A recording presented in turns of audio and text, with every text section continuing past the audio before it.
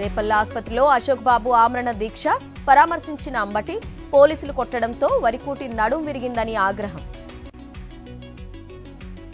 Police యంత్రాంగంతో కలిసి హింసా రాజకీయాలు చేస్తున్నారు. కూటమి సర్కార్పై మాజీ ఎమ్మెల్యే తోపుదుర్తి ప్రకాష్ రెడ్డి ఫైర్.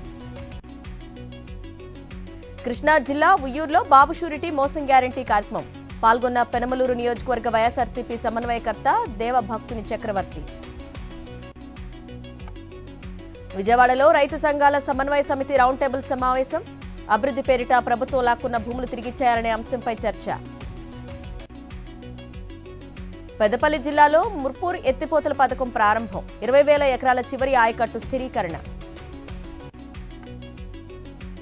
బీసీలకు రిజర్వేషన్లు అమలవ్వకుండా బీజేపీ అడ్డుపడుతోంది. కేంద్రంపై పోరుకు ప్రతిపక్ష నేతలు రావాలన్న మంత్రి పొన్నం.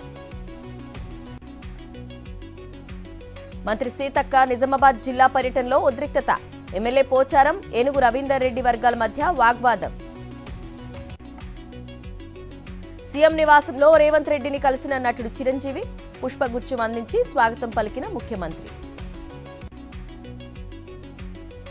హైదరాబాద్ కూకట్పల్లిలో కరుడుగట్టిన ఇరానీ గ్యాంగ్ అరెస్ట్.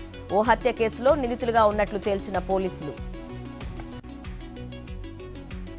హైదరాబాద్ కొత్తపేట పరిధిలో డ్రగ్స్ పట్టివేత. ఢిల్లీ నుంచి తీసుకొచ్చి విక్రయిస్తున్నట్లు నిర్ధారణ. ఏపీ వక్ఫ్ బోర్డు చైర్మన్ అబ్దుల్ అజీద్ నోటి దురుసు ప్రవర్తన. నెల్లూరు జిల్లా ఏఎస్ పేటలో దర్గాను సందర్శించి సిబ్బందిపై చిందులు. పల్నాడు జిల్లా నర్సరావుపేటలో గ్రానైట్ ప్రమాద క్షతగాత్రులకు చికిత్స. బాధితులను పరామర్శించిన జిల్లా కలెక్టర్ మురళి. అమాయకులకు ఫోన్లు చేసి డబ్బులు దోచుకుంటున్న ముఠా. కామారెడ్డిలో 5గురిని అరెస్టు చేసిన పోలీసులు.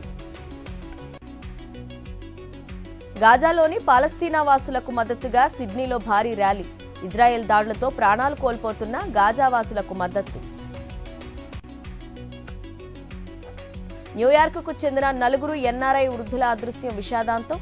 వెస్ట్ వర్జీనియాలోని ఓ ఆధ్యాత్మిక ప్రదేశానికి వెళ్తుండగా కారు ప్రమాదం. ఘటనలో 4 మృతి. ఓవల్లో ముగిసిన 4వ రోజు ఆట. విజయానికి 35 పరుగుల దూరంలో ఇంగ్లాండ్.